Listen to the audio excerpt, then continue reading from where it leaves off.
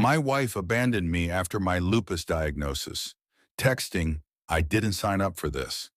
She withdrew all our savings to her private account and blocked my number. I simply wished her well. When she discovered my next move, she wished she had stayed. Let me take you back to where it all started.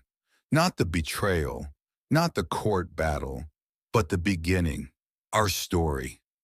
We met at a wedding, one of those events where everyone is dressed up and pretending to know each other better than they do.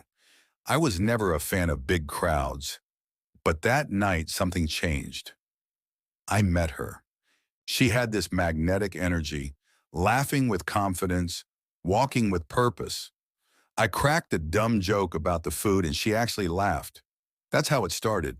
She came from power, political family, old money, that kind of thing. I came from nowhere in particular, a software engineer with a small apartment and big dreams. She said she admired my drive, that I grounded her. We moved fast, in together within 6 months, married within 2 years. It wasn't perfect, but it was ours. Then I got sick. Lupus doesn't kick the door down. It creeps in slowly.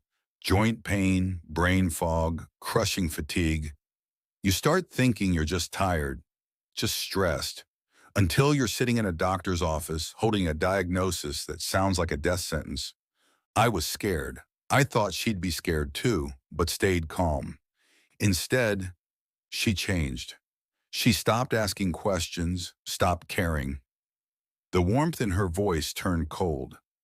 Our conversations shrunk down to logistics, groceries, bills, silence. Then one day while I was at the hospital, she texted me, "I didn't sign up for this." And just like that, she was gone. No goodbye, no conversation, just a text.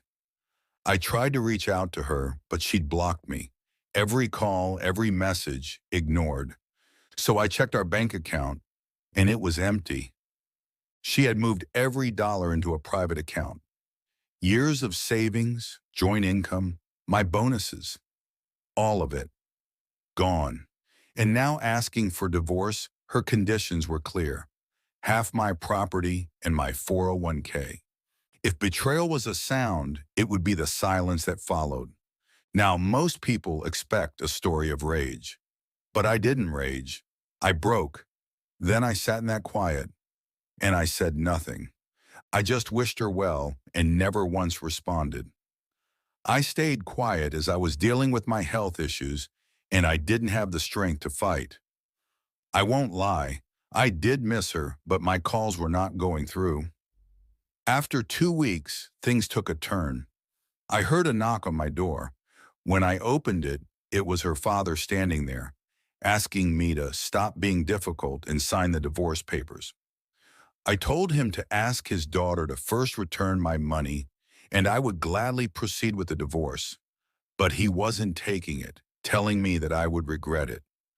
Then came calls from her mother and sister, calling me names and telling me that I delayed her, and I was too controlling, that my wife is still young and deserves better than a sickly monster.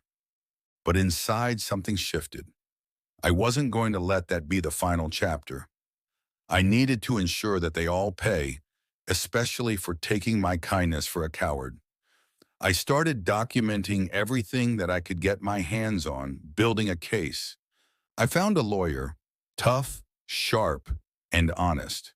I handed over everything, emails, texts, account records, and what she uncovered? A digital trail that burned brighter than a confession. My wife had moved the money through her family's shell accounts. Her parents helped cover the tracks. She used their lawyers, their private connections. She thought that shielded her. But paper doesn't lie. In court, we laid it out, step by step. The judge, the audience, even her own attorney could see the structure crumbling. Her parents watched in disbelief as the foundation of their influence cracked. They tried to save face.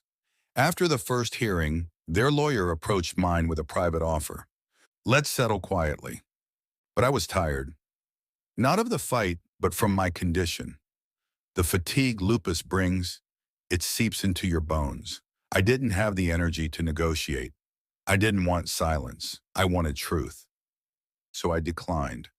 We moved forward, slowly, painfully, but forward.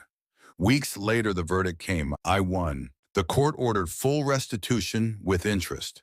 Her family's shell accounts were flagged for review. Their names, once whispered in powerful circles, were now attached to legal filings and federal investigations. I kept my house and she got only 30% of my 401k.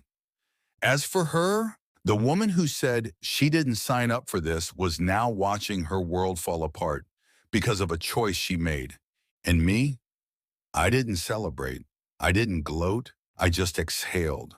Lupus is a daily war inside your body. But this was the war for my name, my dignity, my peace. In the end, she didn't just lose the case. She lost access to the version of me who loved her unconditionally.